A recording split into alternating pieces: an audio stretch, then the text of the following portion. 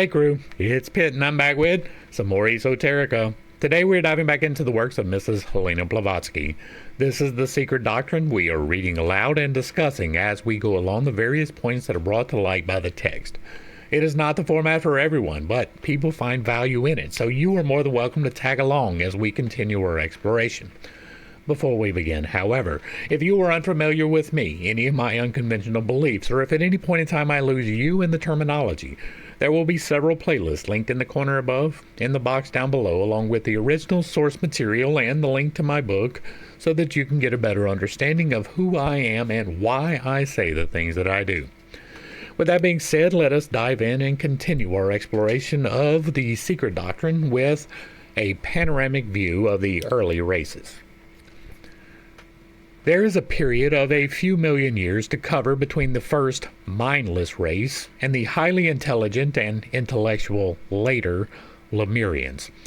There is another between the earliest civilization of the Atlanteans and the historic period. And again, I am going to ask, if you have information outside of this particular book, because we're about to read through this, but if you have outside corroborating information of source material for Lemuria or Mu, either one, let me know. I want to cover that in the exact same way that we are covering this. I personally believe that the Atlanteans and the Lemurians were concurrent. They were here at the same time for reasons, right? I'm not just pulling that out of my yaya.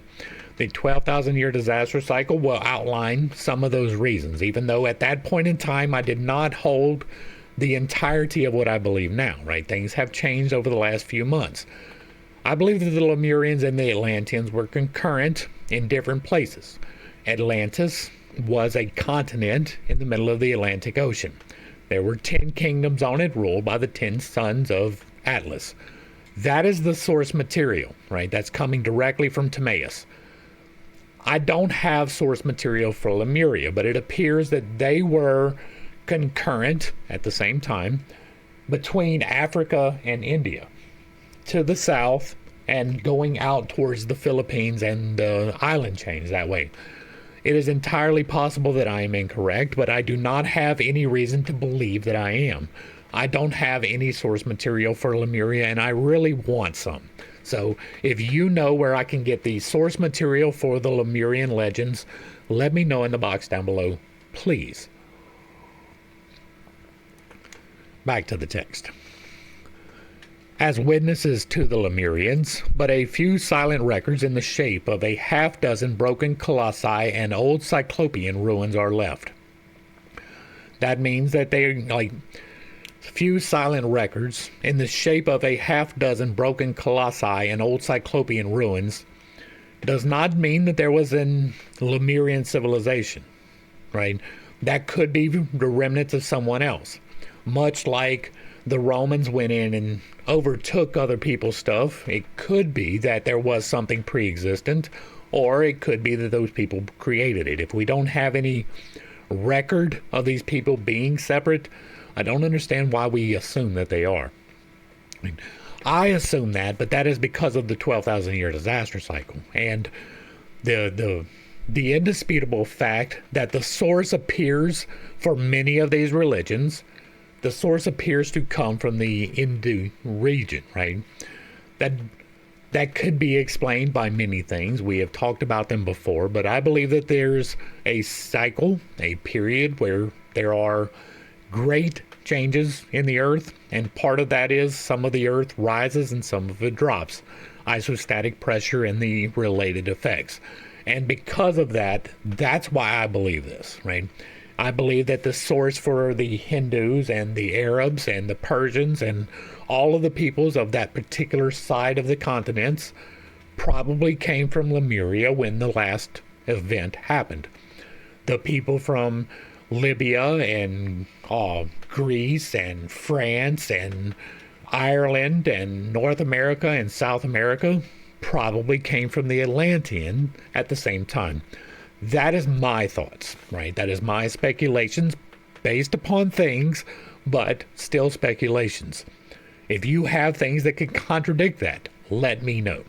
And I'm going to stop saying that, right? I want to emphasize, I like knowledge. I do not mind being corrected with factual information, right? You don't get to pop up and say, no, you're wrong, right? No, that's not going to work. I'm going to dismiss you. But if you come and you're like, okay, here's where the source comes from, you're wrong, I will accept being wrong. I will be just as vocal about being wrong as I am about my speculations. All right, back to the text. I'm not going to stop in, break in for Lemuria anymore, so it's probably going to continue. I am not accepting it. These are not allowed a hearing, as they are the productions of old blind natural forces, we are assured by some. Quite modern, we are told by others. Tradition is left contemptuously unnoticed by skeptics and materialists, and made subservient to the Bible in every case by the too zealous churchmen. And this part is absolutely true. I am somebody who once was thinking about going to seminary. I was very much invested into Christianity. It was my Bible study where I read aloud the Bible to the internet, where I discovered just how wrong almost every belief that I held was. You are more than welcome to tag along as I make those discoveries in real time, but the gist of the matter is that it is entirely contradictory all the way through the book, right? The book contradicts itself all the way through the book. And not just like, well, this Old Testament thing says this, and this New Testament thing says this, right? It's not that simple. It is, this book says this thing, and this book also says this thing that is exactly the opposite of it. And that is the surface level problems, right? And then you get into the other many problems, right? The fact that all the way through the Old Testament, there is no mention of heaven or hell. Those were not concepts. Well, that kind of breaks apart the theory that you need somebody to save you from going to hell, right? If hell did not exist in the source religion, then the fabrication of hell to get you to go with the next religion, that's kind of irrelevant, right? There is no burning, torturous, burning forever. It's just not a thing, according to the Old Testament, at all. Like, there's no reference to it at all. Well, that's a major problem. There's another major problem, that Isaiah never said that a child would be born of a virgin. That's a major problem, like huge problem. And we discovered that through doing a word study, right? We went and looked at the original language and saw what it said. And it said something. It said, this woman, this maiden, will conceive and have a child, and then this thing will happen. And then it did, exactly as it was described. This maiden had the child. It was named, what was it supposed to be named? I forget what the name was supposed to be, but it was named that, right? His name will be God with us, I think was anyway, it's not important. Isaiah had this child. It was Isaiah's child, right? There are many, many reasons to not believe the things that are recorded in the Bible. That is not to say that there is no value to be found in the Bible. There is, but not an indisputable, irrefutable fact, right? That's just simply not true. And again, I understand that is going to step on some toes. I do not apologize for that at all. If you want to learn more about why I say these things, you can drop it in the comments and I may elucidate, but I will probably just point you back to these 161 videos where we read through the Bible and discussed in great detail all of these things. And again, that is not something that I'm going to revisit in this particular study. At least today. Whenever a legend, however, refuses to fit in with the Noachian deluge theory, it is declared by Christian theology the insanely delirious voice of old superstition. It is important to note, I said I wasn't going to revisit, but here I am revisiting. Noah, the story of Noah and the flood, comes from the Sumerian tablets. There is recorded this flood, almost in exact details, down to the names of the three sons. It was taken wholesale, almost certainly, from the Sumerian legend of the flood. It is almost certain that it was not Noah who was there. Back to the text. Atlantis is denied, when not confused with Lemuria and other departed continents, because, perhaps, Lemuria is half the creation of modern science, and has, therefore, to be believed in, while Plato's Atlantis is regarded as most of the scientists as a dream. Now, I do have an explanation for this 12,000-year disaster cycle. Atlantis is often described by believers in Plato as a prolongation of Africa. That is stupid. You are not reading Plato if that is what you think. An old continent is also suspected to have existed on the eastern coast.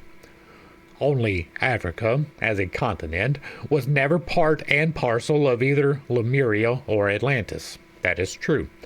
As we have agreed to call the third and fourth continents, their archaic appellations are never mentioned in the Puranas nor anywhere else. That, however, is not. We are given a description of Atlantis, right? Timaeus. We read through it. It's part of the Ancient Lore playlist. I probably won't link the individual, but you can find it.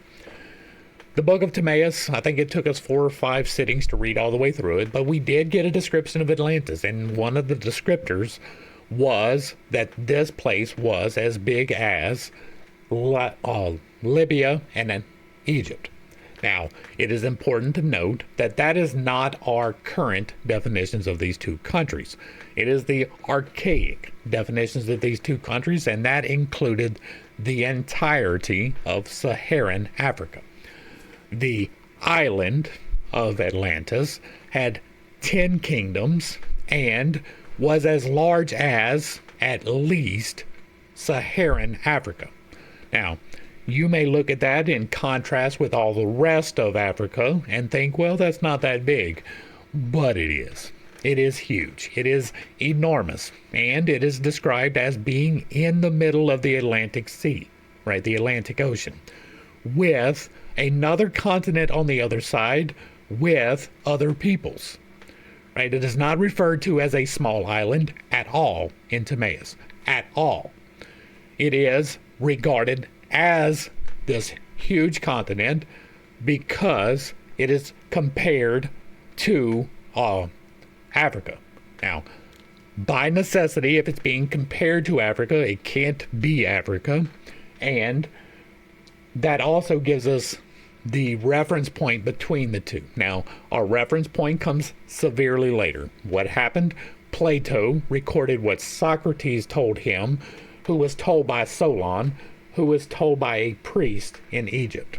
Now, this is as close to source material as we can possibly get, and it is 4 times removed. And so that is important to bear in mind as well. Back to the text. But with simply one of the esoteric keys in hand, it becomes an easy task to identify these departed lands in the numberless lands of the gods. Devas and Munis described in the Puranas in their Varshas, Dvipas, and zones. Their Sweta-Dvipa, during the early days of Lemuria, stood out like a giant peak from the bottom of the sea. The area between Atlas and Madagascar, being occupied by the waters till about the early period of Atlantis, after the disappearance of Lemuria, when Africa emerged from the bottom of the ocean and Atlas was half sunk.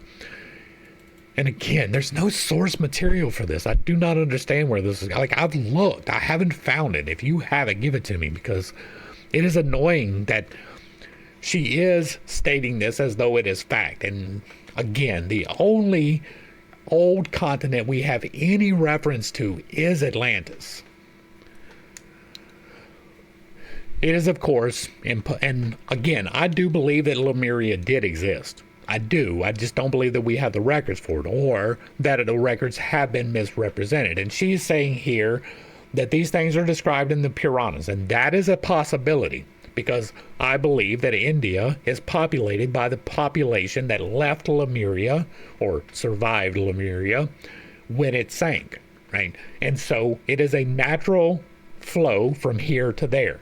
That also explains why these people way over here have the almost exact same beliefs.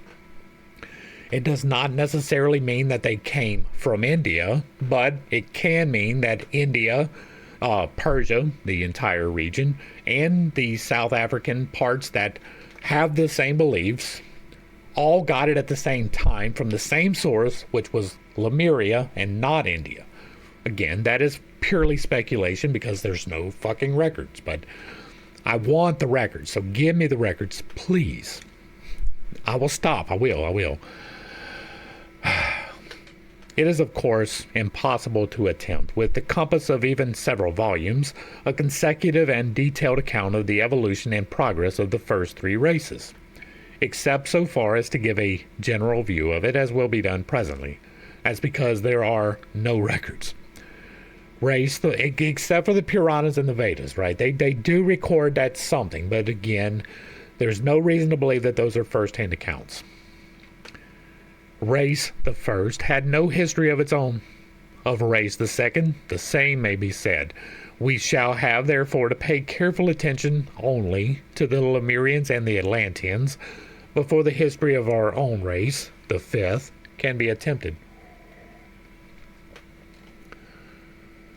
What is known of the other continents, besides our own, and what does history know of or accept of the early races? Everything outside the repulsive speculations of materialistic science is daubed with the contemptuous term superstition. The wise men of today will believe nothing. Plato's winged and hermaphrodite races and his golden age, under the reign of Saturn and the gods, are quietly brought back by Haeckel to their new place in nature. Our divine races are shown to be the descendants of Catarrhine apes, and our ancestor a piece of sea slime. Nevertheless, as expressed by Faber, the fictions of ancient poetry will be found to comprehend some portion of historical truth.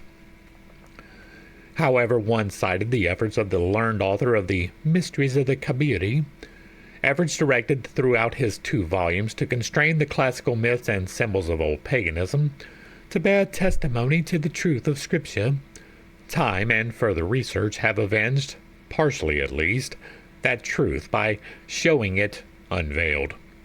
Thus, it is the clever adaptations of Scripture, on the contrary, which are made to bear evidence to the great wisdom of archaic paganism. This, notwithstanding the inextricable confusion into which the truth about the Kabiri, the most mysterious gods of antiquity, was thrown into the wild and contradictory speculations of Bishop Cumberland, Dr. Shuckford, Cudworth, Vallancey, etc., and finally by Faber. Nevertheless, all, from the first to the last of these scholars, had to come to a certain conclusion framed by the latter. We have no reason to think, he writes, that the idolatry of the Gentile world was of a merely arbitrary contrivance. On the contrary, it seems to have been built, almost universally, upon a traditional remembrance of certain real events. These events I apprehend to be the destruction of the first, the fourth in esoteric teachings, race of mankind by the waters of the deluge. To this, Faber adds, I am persuaded that the tradition of the sinking of the Phlegian Isle is the very same as the sinking of the island Atlantis. They both appear to me to allude to one great event, the sinking of the whole world beneath the waters of the deluge. See the 12,000-year disaster cycle. Or, if we suppose the arch of the earth to have remained in its original position, which I don't, the rising of the central water above it. M. Bailey, indeed, in his work upon the Atlantis of Plato, the object of which is evidently to deprecate the authority of scriptural chronology, labors to prove that the Atlanteans were a very ancient northern nation, long prior to the Hindus, the Phoenicians, and the Egyptians. A dissertation on the Kabiri. In this, Faber is in agreement with Bailey, who shows himself more learned and intuitional than those who accept biblical chronology. Nor is the latter wrong when saying that the Atlanteans were the same as the Titans and the Giants. See Lettres sur l'Atlantide. Faber adopts to the more willingly the opinion of his French confrere, as Bailey mentions Comus Indico Pluistes, who preserved an ancient tradition about Noah that he formerly inhabited the island Atlantis. This island, whether it was the Poseidonus mentioned in esoteric Buddhism or the continent of Atlantis, does not much matter. Yes, it fucking does. The tradition is there, recorded by a Christian. It does matter. It does matter that, right, first off, this guy is saying that he studied Plato and he doesn't know that it is not an island. That is a big problem, right? Now, yes, it is completely surrounded by water, but so is Africa, right? With the very small exception of what is now the Suez Canal, so it is definitely now an island. But in the exact same way that we don't refer to Australia as an island, right? It is simply just too large. Then technically, yes, it is an island, but it is a continent. It is a large landmass. There was a extensive mountain range with populations on both sides of this extensive mountain range. These things are described in the only source material. And so by denigrating it to, well, it might be this other island that's sunk in the Mediterranean, for instance, you are not paying any attention whatsoever to the source material. You are attempting to force something that you already believe to fall into accordance with what you want, right? There are many things that I want, and if any of them are proven wrong by the source material, then I have to acknowledge that, right?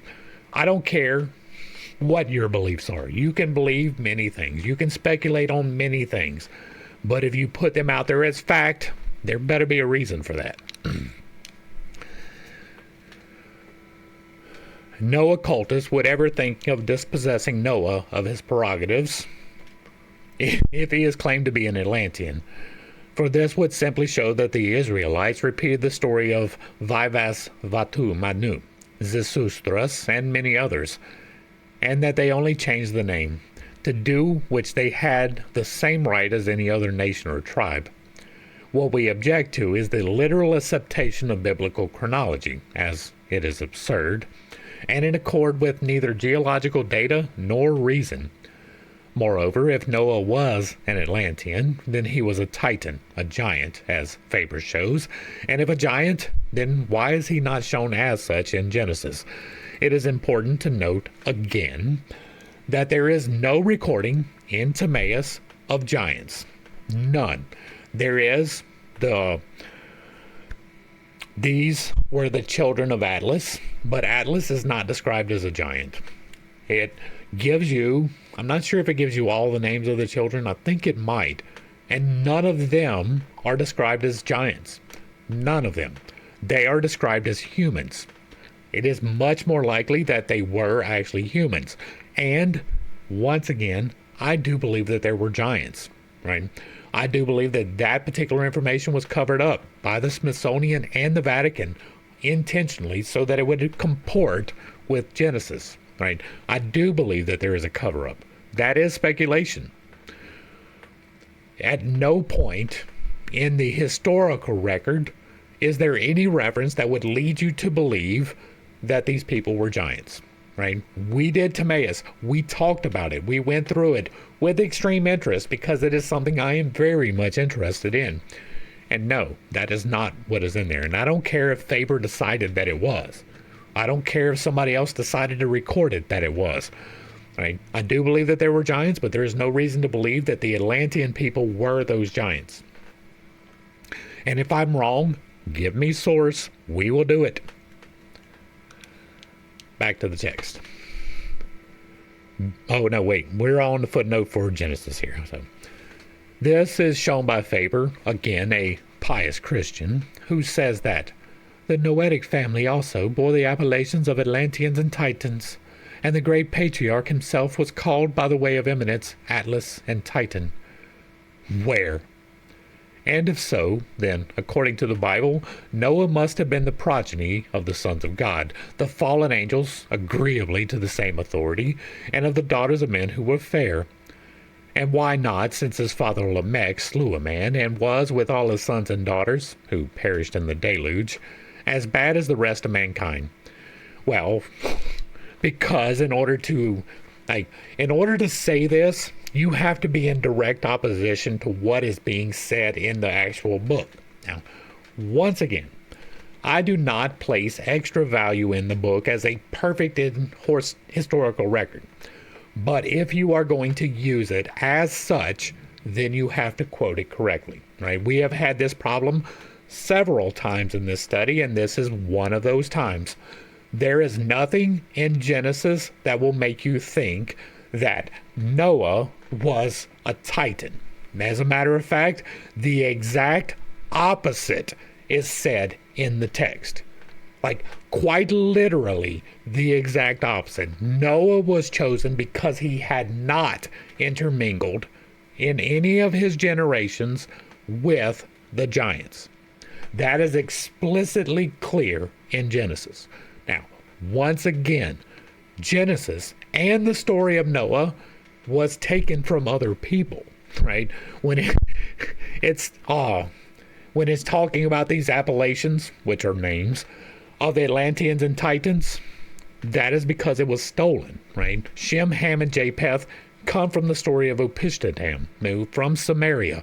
It is taken wholesale, right? Almost word for not. No, that is an over exaggeration. It is taken at least in part directly from. Right now, I cannot prove that conclusively. It is speculation, but reading the two sources, it is fairly apparent, and we have indeed read both of them. It is apparent upon reading them that it is the same story, and so it comes down to which one is older. Well, the oldest account of Genesis that we have came from the Second Temple period. The oldest Sumerian account that we have is from 5,000 years ago, which was well before the Second Temple period. And so I have to lend the credence to the Sumerian tablet and not the Bible.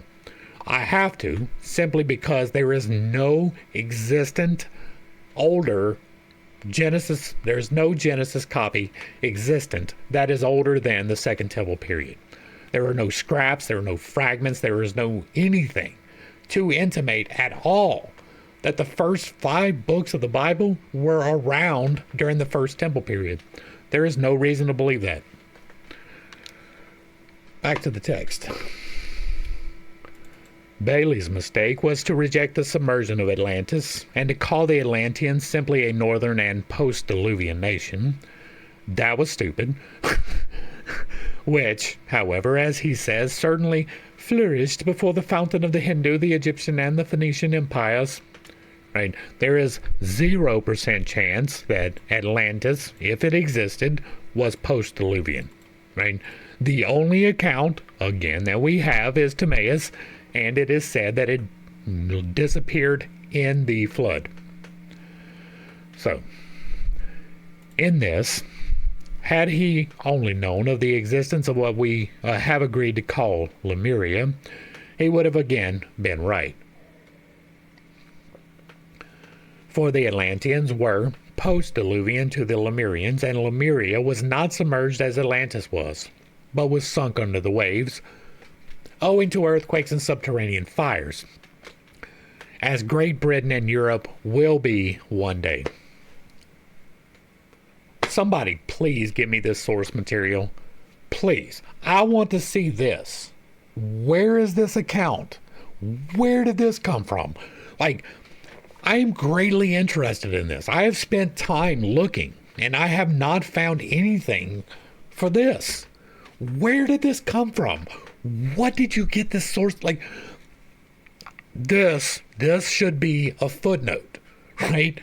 Out of all the footnotes we read, this should be a footnote. This should be giving us more information. We should get the source material listed for Lemuria at least once. We have discussed it, 5 or 6 different videos now. And not one of those did we get a single reference to the source material. But Lemuria was not submerged as Atlantis was, but was sunk under the waves, which is exactly what is said about Atlantis. Now, the earthquakes and subterranean fires, the earthquake is detailed. The subterranean fires are not detailed in Timaeus. So you got half of it.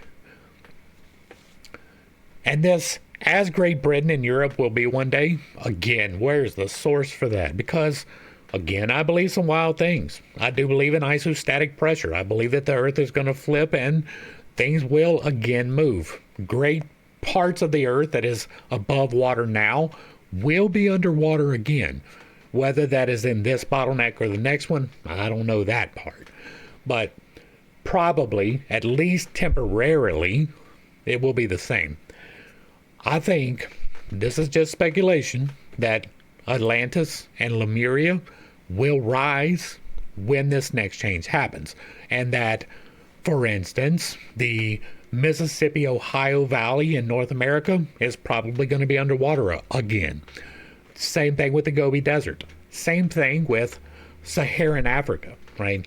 Now, whether Sahara is completely submerged or just returned to the savanna-like state that it had in a previous existence, that is up for debate. But Mauritania, where some people believe that Atlantis was, despite severe contradictions, will probably wind up underwater, right? That is almost certainly what's going to happen. Now, there is a dividing line. There's some mountains between northern Saharan Africa and southern Sahara Africa.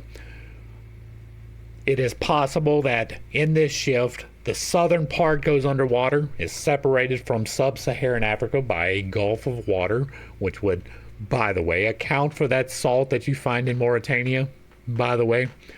And that the northern part is just going to decrease in elevation to the point where life will again be sustainable in the middle of the Sahara Desert. That is entirely speculation. Don't take that for fact. It is based upon things, but I'm not going to detail all of those here. You can fall back to other videos for that. But once again, I want the source. It is the ignorance of our men of science who will accept neither the tradition that several continents have already sunk, I do believe that, nor the periodical law which acts throughout the manventeric cycle. It is this ignorance that is the chief cause of all the confusion. Nor is Bailey wrong, again, in assuring us that the Hindus, Egyptians, Phoenicians came after the Atlanteans, for the latter belong to the 4th, while the Aryans and their Semitic branch are of the 5th race. Plato, while repeating the story as narrated to Solon by the priest of Egypt, and again, that is not correct, intentionally confuses, as every initiate would, the 2 continents, and assigns to the small island which sunk all the events pertaining to the 2 enormous continents, the prehistoric and the traditional. That is entirely you misrepresenting, right? First off, as I have already stated, what was the relay? Plato heard from Solon, who heard from his uncle, who went to Egypt and heard from the priests. It was not Plato, Solon, priest. It was Plato, Solon, uncle, priest. Important, right? That is the first intentional misrepresentation in this sentence. The second one is the small island. That is an intentional misrepresentation. You cannot read Timaeus and actually come to that conclusion. Right? Now, if you have the predisposed notion that you are talking about 2 enormous continents and it is an intentionally confusing thing, then okay, you're speculating upon that. But there is no reason to believe your speculation. None. This is her shoehorning her beliefs into something. Now, I do that. right? I like to be fully honest with that. I shoehorn my stuff, but when I do, I tell you I am doing it. This is my speculation. This is why I speculated. If you want more, here's more information on it. We don't have the more information part. This is just her asserting facts that are provably untrue, right? We can't prove that he intentionally confused anyone, but we can prove that you intentionally misrepresented the story, right? Leaving out a point of reference, arbitrary, right? But it is an intentional lie. Back to the text. Therefore, he describes the first couple, from whom the whole island was peopled, as being formed of the earth. In saying so, he means neither Adam and Eve, nor yet his own Hellenic forefathers. His language is simply allegorical. And by alluding to earth, he means matter, as the Atlanteans were really the first purely human and terrestrial race, those that preceded it being more divine and ethereal than human and solid. And again, there is no reason to believe that from Timaeus. Yet, Plato must have known, as would any other initiated adept, about the history of the third race after its fall. Though, as one pledged to silence and secrecy, he never shared his knowledge in so many words. Nevertheless, it may become easier now, after acquainting oneself with even the approximate chronology of the Eastern nations, all of which was based upon and followed the early Aryan calculations, to realize the immense periods of time that must have elapsed since the separation of the sexes, without mentioning the first or even the second root races, as these must remain beyond the comprehension of men trained in Western thought. It is found useless to speak in detail of the first and second, and even of the third race in its earliest stage. Footnote. In that wonderful volume of Donnelly's, Atlantis, the Antediluvian World, the author, speaking of the Aryan colonies from Atlantis, and of the arts and sciences, the legacy of our fourth race, bravely announces that the roots of the institutions of today reach back to the Miocene age. This is an enormous allowance for a modern scholar to make, but civilization dates back farther than the Miocene Atlanteans. Secondary period, man will be discovered, and with him, his long-forgotten civilization. Still waiting on that.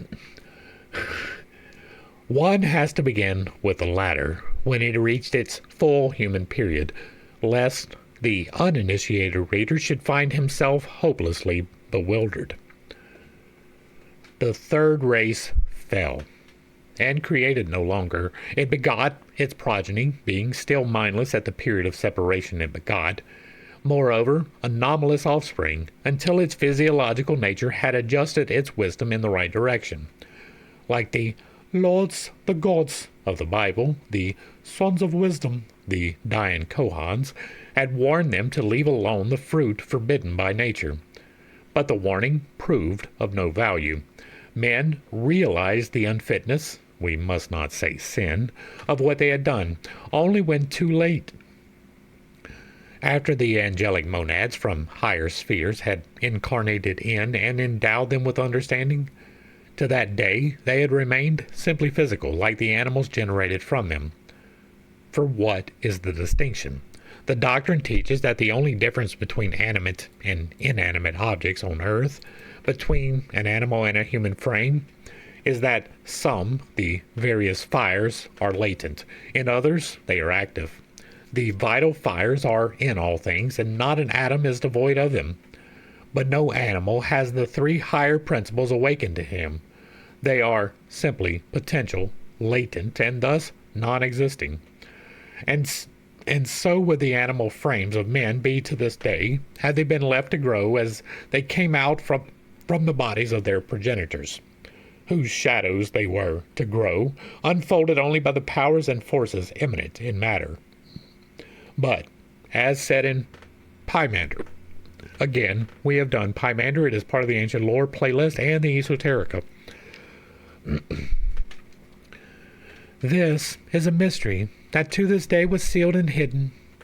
Nature, footnote, nature is the natural body, the shadow of the progenitors, and nature, being mingled with man, footnote 2, man is the heavenly man, as already stated, brought forth a wondrous miracle, the harmonious commingling of the essence of the seven, Petrus, governors, and her own, the fire and the spirit and nature, the noumenon of matter, which, commingling forthwith, brought forth 7 men of opposite sexes, negative and positive, according to the essences of the 7 governors.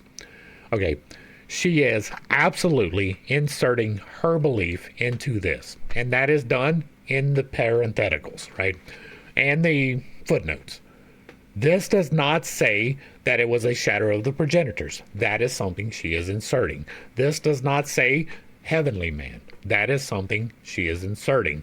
What is said in Pymander is that nature and man brought forth more people. They were 7 of them. Yes, that is recorded. Now, the fire and the spirit, to me, same thing. Right? We have talked about that before. We will talk about that again if you are more interested in it. However, it's in my book. The fire and the spirit is change in action. The movement and change of anything is the spirit in action. I'm not going to get into the whole thing, but if you are interested, I do have a video that you can watch. Right? It just came out yesterday. But the fire and the spirit to me is the same, and both of those are intrinsic to nature, so it is not separated from. Now, I do not agree or comport with what she is saying here. It is entirely possible that she is correct, but there is no reason to believe it. There is no fundamental reason why it has to be correct, right? That is one of the reasons why there is no record of it. That is another reason. Like, there are many reasons to believe that she is not necessarily being forthright. Back to the text. Thus saith Hermes, the thrice great initiate, and again, the esoteric playlist. Footnote. The Pymander of our museums and libraries is an abridgment of one of the books of Teote, by a Platonist of Alexandria. In the 3rd century, it was remodeled after the Hebrew and Phoenician manuscripts by a Jewish Kabbalist and called the Genesis of Enoch. But even in its disfigured remnants show how closely its text agrees with the archaic doctrine as shown in the creation of the 7 creators and 7 primitive men. As to Enoch, Teote or Hermes, Orpheus and Cadmus, these are all generic names, branches and offshoots of the 7 primordial sages, incarnated Dayan Kohans or Devas, in elusive, not mortal bodies, who taught humanity all it knew, and whose earliest disciples assumed their masters' names. This custom passed from the 4th to the 5th race. Hence, the sameness of the traditions about Hermes, of whom Egyptologists count 5. Enoch, etc. They are all inventors of letters. None of them dies but still lives, and they are the first initiators into and founders of the mysteries. The Genesis of Enoch disappeared only very lately among the Kabbalists. Guillaume Postel saw it. It was most certainly in a great measure a transcript from the books of Hermes and far anterior to the book of Moses, as Eliphas Levi tells his readers. All right. Thus saith Hermes, the thrice great initiate, the power of the thought divine. St. Paul, another initiate, called our world the enigmatical mirror of pure truth. And St. Gregory, a Nazianzen, corroborated Hermes by stating that things visible are but the shadow and delineation of things we cannot see.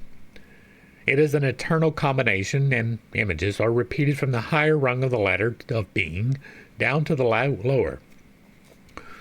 The fall of the angels and the war in heaven are repeated on every plane, the lower mirror disfiguring the image of the superior mirror, and each repeating in its own way. Thus, the Christian dogmas are but the reminiscences of the paradigms of Plato, who spoke of these things cautiously as every initiate would, but it is all as expressed in these few sentences of the Dissertator. All that is on earth, say the Lord, or must, is the shadow of something that is the superior spheres. This luminous object, light, fire, etc., is the shadow of that which is still more luminous than itself, and so on till it reaches me, who am the light of lights. In the Kabbalistic books, and in the Zohar preeminently, the idea that everything objective on earth or in this universe is the shadow, the yukana, is of the eternal light or deity, is very strong. The third race was preeminently the bright shadow, at first of the gods, whom tradition exiles on earth after the allegorical war in heaven, which became still more allegorical on earth, for it was the war between spirit and matter. This war will last till the inner and divine man adjust his outer terrestrial self to his own spiritual nature. Till then, the dark and fierce passions of the former will be at eternal feud with his master, the divine man. But the animal will be tamed one day, because its nature will be changed, and harmony will reign once more between the two as before the fall, when even mortal man was created by the elements and was not born. The above is made clear in all the great theogonies, principally in the Grecian, see Hesiod and the Theogony. The mutilation of Uranus by his son Cronos, who thus condemns him to impotency, has never been understood by the modern mythographers, yet it is very plain and having been universal. Footnote. Uranus is a modified Varuna, the universal encompasser, the all-embracer, and one of the oldest of the Vedic deities. Space, the maker of heaven and earth, since both are manifested out of his, or its, seed. It is only later that Varuna became the chief of the Adityas, and a kind of Neptune riding on the Leviathan, Makara, who now the most sacred and mysterious of the signs of the zodiac.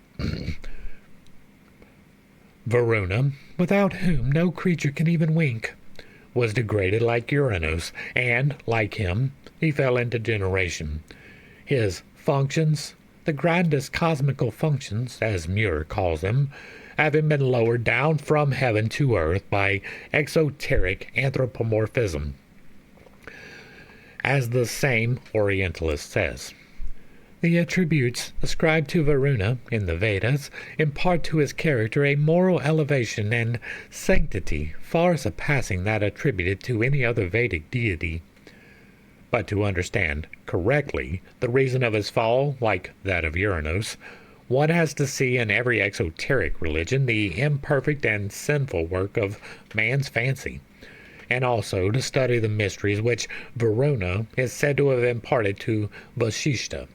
Only his secrets and those of Mitra are not to be revealed to the foolish. And, having been universal, it must have contained a great abstract and philosophical idea, now lost to our modern sages. This punishment in the allegory marks, indeed, a new period, a second phase in the development of creation. Again, see the 12,000-year disaster cycle for a possible explanation about this, or check out the Thunderbolts project, in specificity the Saturn videos where they talk about what this probably meant in reality. The second phase in the development of creation, as justly remarked by Deschamps, who, however, renounces the attempt to explain it.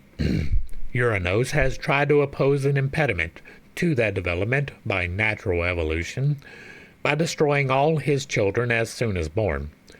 Uranos, who personifies all the creative powers of and in chaos, space, or the unmanifested deity, is thus made to pay the penalty, for it is those powers which cause the Pitris to evolve primordial men from themselves, as, later on, these men evolve their progeny, without any sense or desire for procreation. The time of generation, suspended during a moment, passes into the hands of Kronos. Time. Footnote. Kronos is not only time, but also, as Briel showed in his Herculeit Calcus, comes from the root kar, to make, to create. Whether Briel and Descharmes, who quotes him, are as right in saying that in the Vedas Kronon is a creative god, we have our doubts. Briel probably meant karma, or rather Visvakarma, the creative god, the omnipotent, and the great architect of the world. Actually, time is the thing that does indeed create. Right? Time is motion, it is movement, it is the spirit in action, enabled, right? And so it is the representative of the Logos, right? There is God, who is all things. There is the Spirit, which is a limit placed upon God in which all of creation is formed out of. The very first point where that differentiation happens, the finite limited to the, or the infinite limited to the finite, is called the beginning. Every single point of movement from the beginning at all, in any change whatsoever, is logos. It is the spirit in motion. And so there is a reason, there is an explanation. Chronos, time, is indeed logos in motion. It is indeed the creative element. It is change happening. Chronos, time, who unites himself with Rhea, the earth in esotericism, matter in general, and thus produces, after celestial, terrestrial titans. The whole of this symbolism relates to the mysteries of evolution. And that is true, you are just wrong, right? Chronos, time, mated with matter, Rhea, does indeed create the forms. That is true, right? This allegory is the exoteric version of the esoteric doctrine given in this part of our work. For in Chronos, we see the same story repeated again. As Uranos destroyed his children from Gaia, one in the world of manifestation with Aditi, or the great cosmic deep, by confining them in the bosom of the earth, Tythea, so Chronos, at this second stage of creation, destroyed his children from Rhea by devouring them.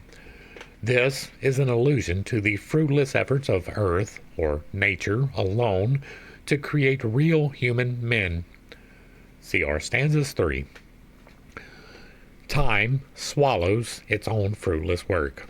Then comes Zeus, Jupiter, who dethrones his father in his turn. Footnote 2. The titanic struggle, in theogony at least, is the fight for supremacy between the children of Uranos and Gaia, or heaven and earth in the abstract sense. The Titans against the children of Kronos, whose chief is Zeus. It is the everlasting struggle going on to this day between the spiritual inner man and the man of flesh, in one sense. Who dethrones his father in his turn? Jupiter, the Titan, is Prometheus, in one sense. Footnote 3. Just as the Lord God, or Jehovah, is Cain esoterically, and the tempting serpent as well, the male portion of the androgynous Eve before her fall, the female portion of Adam Kadmon, the left side of Bina, or the right side of Kokma, in the first Sephirithal triad. We have already talked extensively about Cain, right, and the tempting serpent, and so we're not going to go and extrapolate anymore. Is Prometheus in one sense, and varies from Zeus, the great father of the gods. He is the disrespectful son in Hesiod. Hermes calls him the heavenly man Pymander, and even in the Bible he is found again under the name of Adam, and later on, by transmutation, under that of Ham. Wrong. Y'all know I don't scream wrong often, but I'm doing it a lot here. Once again, if you are going to do it correctly. There is no reason to believe that Adam and Ham were the same. None. Ham was taken from the Sumerians, as we have already discussed. Shem, Ham, and Japheth are named in the Sumerian text. Noah is not, but his 3 sons are. And the fact that they brought their 3 spouses with them. And the fact that they preserved the life forms. And the fact that they created an ark.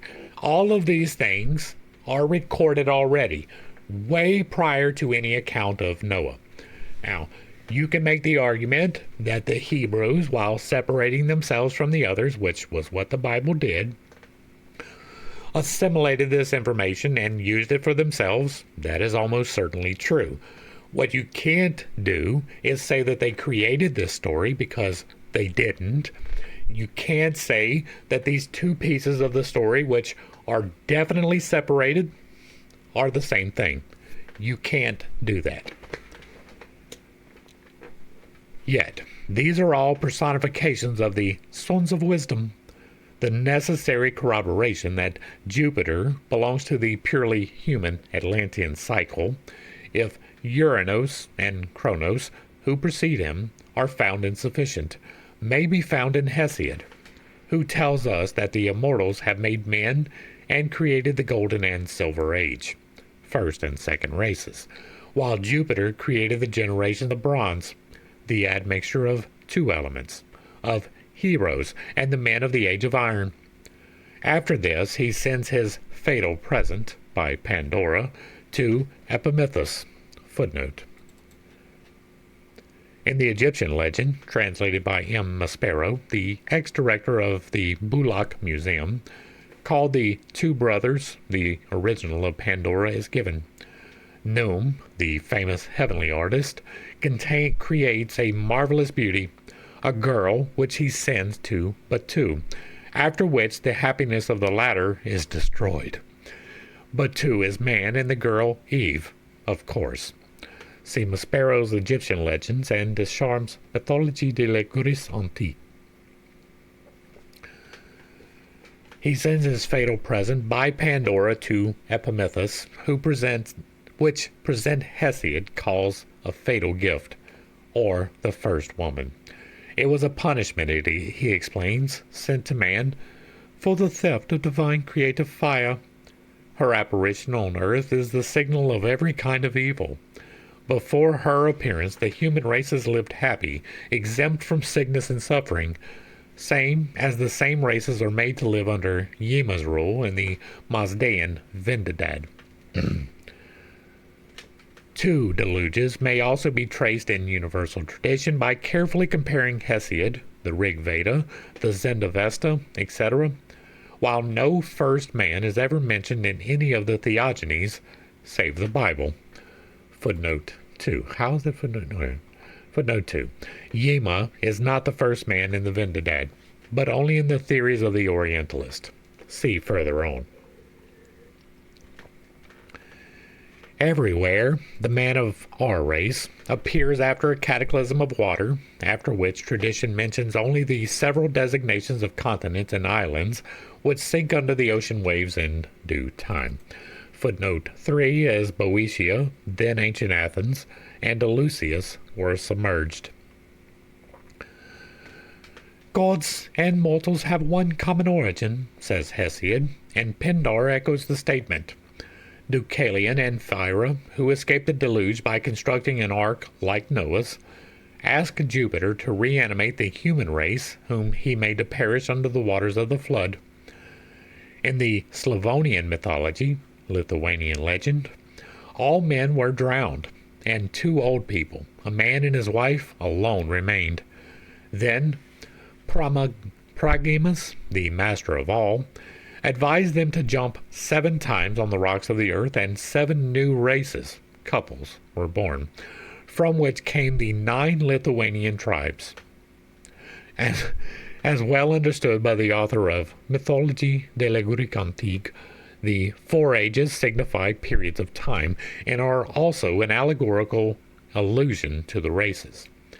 The successive races, destroyed and replaced by others, he says, without any period of transition, are characterized in Greece by the names of metals to express their ever-decreasing value. Gold, the most brilliant and precious of all, symbol of purity, qualifies the first race. The men of the second race, those of the age of silver, are already inferior to the first.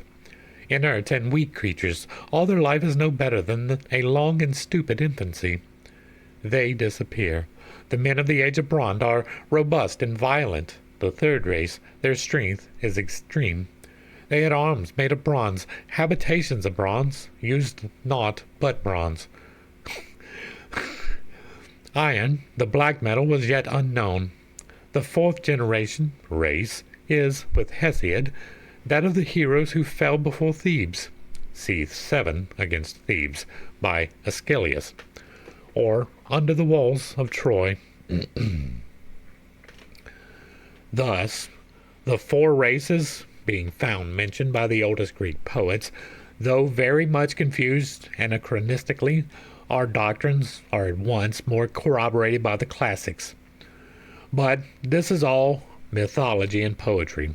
What can modern science have to say to such a ehumorization of old fictions?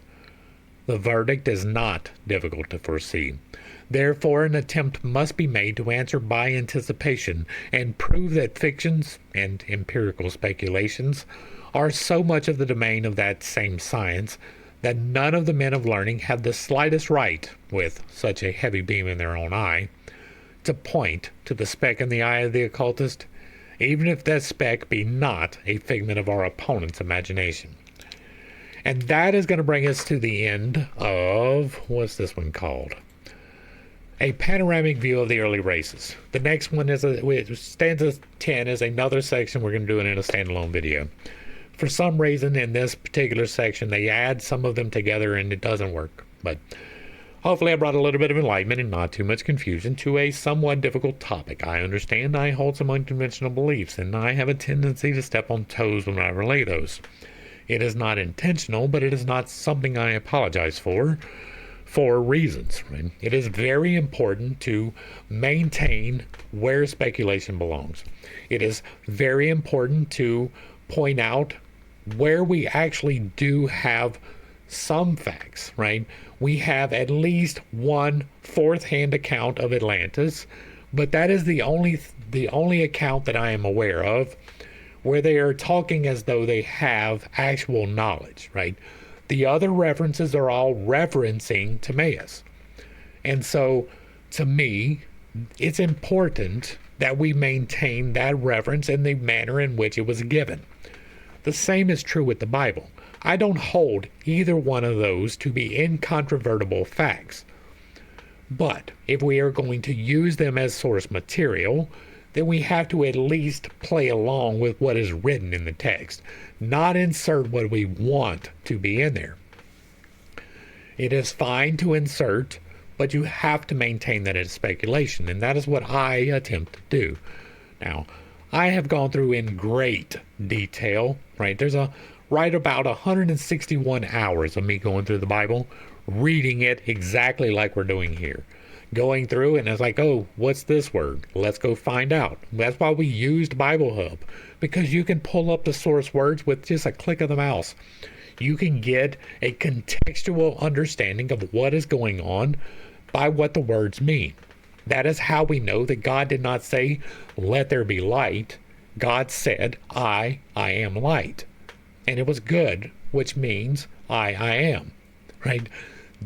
That word is important, and changing that word changes the entirety of the context of the situation. That is true with maiden and virgin. The Bible does not say in the Old Testament that a virgin will give birth. That is not what is said there. It says, this maiden, a very specific one, will conceive and have a child before this very specific event happens, which was the invasion of Babylon. And it happened. Emmanuel, that was what the word was. His child, Isaiah's child, his name was Emmanuel. He was born right before the Babylonians came and took them away into captivity. What he predicted, the prophecy that he had, was fully completed in his own lifetime. That's an important distinction. There is no Bible reference to a virgin birth. That's important. And by Bible, I mean Old Testament. I am fully aware that the New Testament created that, right? But the references that they give in the New Testament that these prophecies happened were not what the prophecies said. The prophecy said something different, and you can say, well, maybe there's more completions. Well, if so, it would have to be exact. Jesus would not be named Jesus. He would be named Emmanuel. That would be his name, not something given to him later. That would be his name, because what was they told? His name will be Emmanuel. If his name is not Emmanuel, but is Jesus or Yeshua, which is what it is, and by the way, that is exactly the same as the Yeshua from the Old Testament. Those two names, Joshua and Jesus, are the same name. The convolutions of language as it evolves over time, they're the same, and they both start with a Y, not a J. Yah, not Jah. That is important. These things are important. If you're going to take something as being true, you should look into it. And so I did. I read the Bible, took off the lens of preordination, right? That this was a chosen people. I was like, well, maybe it's not. Let's read it as though it's not. And I read it as though we didn't have to have this Savior come in and save us. And it turns out that's exactly what the book says. Right?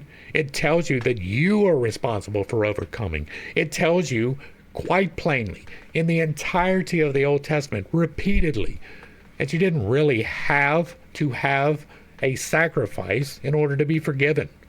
That is abundantly clear. But it doesn't keep you tithing. That doesn't keep you going to church to confess your sins. That doesn't keep you under the thumb of the church. That puts the responsibility back on you, and that's unacceptable. That is the reason why we have so many problems, is because that the entire source material is convincing you to be a victim, to cast upon someone else the thing which is due to you. Well, that's a problem. You were supposed to correct yourself. That's what's supposed to happen. You were supposed to seek God with the entirety of your soul. That's what's supposed to happen. Not walk down this aisle, say a little prayer, and then you're good to go back and lie to your clients tomorrow. That's not. And that's where I'm going to wrap it up. If you like what I'm doing over here, let me know down below. Give me a like, a share, a follow. Throw me a comment if you agree or disagree with anything that I said. Put it in the box down below. And if it remains respectful, it gets to remain up. If there's another work you would like to see me discuss, as we are doing here, or if you have the Lemurian source information, drop those in the box as well. If you really like what I'm doing, hit me with that super things. Join me with a membership or purchase my book. To the crew, thanks for hanging out. I appreciate every single minute that you are here with me, and I am praying for you every single day. Until next time, I love you. God loves you. You are perfect, whole, and complete, just the way that you are. And this has been Pitt State. Peace.